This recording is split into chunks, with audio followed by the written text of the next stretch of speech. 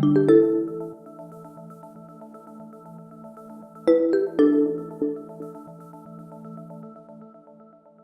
afternoon to everyone.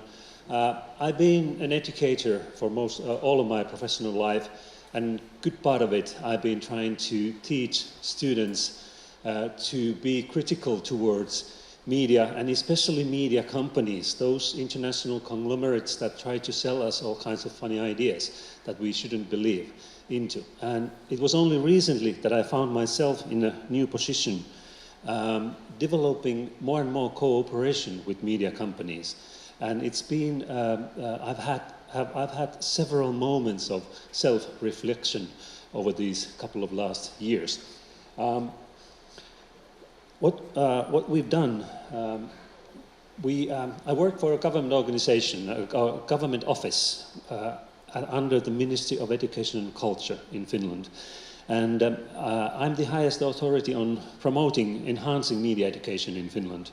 And we have, basically, our work is mostly targeted towards children and young people, but of course, you can't do it without trying to also educate all the rest of us.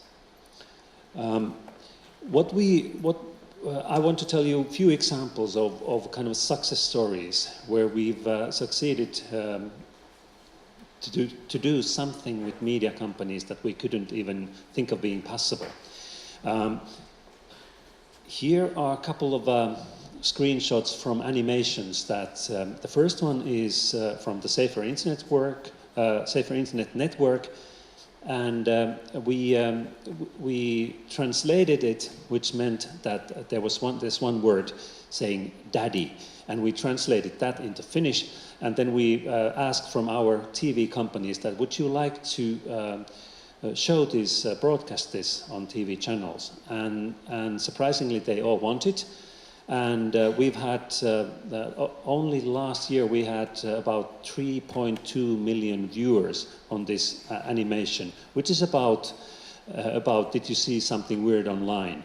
And then you have to remember that there are only about 5.5 million Finns altogether. So, and this cost us nothing. So this is a good example where the media companies are willing to do something which they think is good. Well, you may be skeptical, like I've always tried to be, that why do they do this? What is the benefit there? What are they getting out of it? And this is something that we've been trying to discuss with them. And of course, it's partly about brand, building their own brand and image as a reliable member of the society. But still, there's something I actually don't understand. This is another example of, it's a magazine for young school children. Practically almost every school child between, let's say, 9 and 11 orders this magazine. It's a commercial magazine, but it's very popular. Over the last year, the magazine has been running a series of media education, that they have a section, they developed a section of media education page, where they try to reach kids of this age, talking about issues that are relevant to that age group. Again, we just act as an expert for them and discuss with them about the topics. We don't pay anything for this. But I think the most amazing success story which we had was around the Safer Internet Day. And what we realized 3 years ago, that the Safer Internet issue, like David was saying earlier here, that just promoting Safer Internet isn't really enough. And that's not what we are actually doing. We run the Safer Internet Center for Finland, so we do that as well. But then we realized that we're missing a lot of counterparts, a lot of actors that are doing work on this area, but they do not participate to the actual Safer Internet Day work. So we came up with the idea to change it into Media Literacy Week, a week of events, and invited all the interested participants to join us to develop the idea. So far, we've done this now 3 times already. And this year, we had 42 organizations actively developing materials for the week. And what they are doing is that we discuss and develop a theme together with them, and then they produce their own materials. And then we opened a website for this. We have a media literacy school website, and all the interested parties can register for the Media Literacy Week. If they register, they get materials. And the materials can be very different, depending on the organizations. If it's an NGO or a big media company, or something in between, a government organization. Now, surprisingly, what we've also found is that, especially, well, we have a lot of schools, daycare centers, youth centers. A lot of them still want the materials in print because print is handy when you work in real life at classroom or somewhere where you don't necessarily have enough devices for everyone. And this is Finland, where I must remind you that we do have pretty good situation in terms of technology, but still prints are surprisingly wanted material. And again here, one thing that we've been thinking amongst our core group is that maybe the big media companies actually all want to be part of this because nobody wants to be left out. It has already become, in 3 years' time, it has become kind of a brand in itself.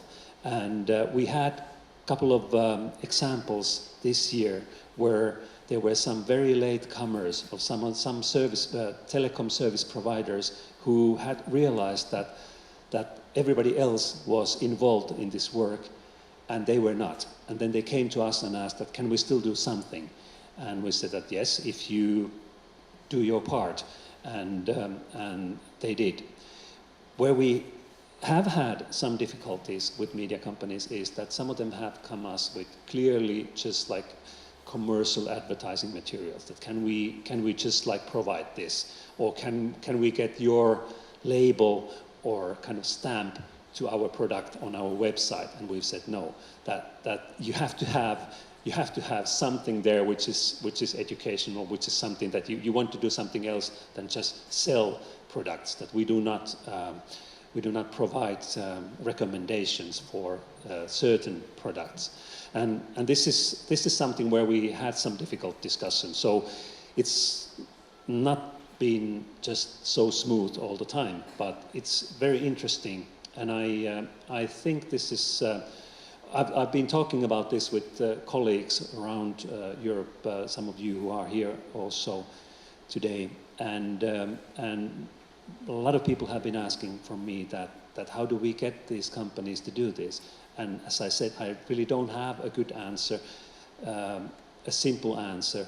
Most of them really want to be, they seem to be wanting to do something good, just without the profit. Which is dubious, like I've said, that's, I'm not still convinced, but at least they do a lot of good work, and that's the best part of it. This is, we built this interactive map of Finland for all the participants to this Media Literacy Week, so that they can register. And the idea is that, well, Finland is a very long country. It's about 1,500 kilometers from the southernmost point to the northernmost point. And interestingly, this year we had institutions from both ends participating. So the idea is that they can check who's doing something during this week in my neighborhood. And then they can cooperate and get together, because especially in the sparsely populated areas, there aren't that many people working on these areas. So this was a bit of a success story selling speech, but it has been a good experience. I'll be happy to tell you more over the breaks. Thank you.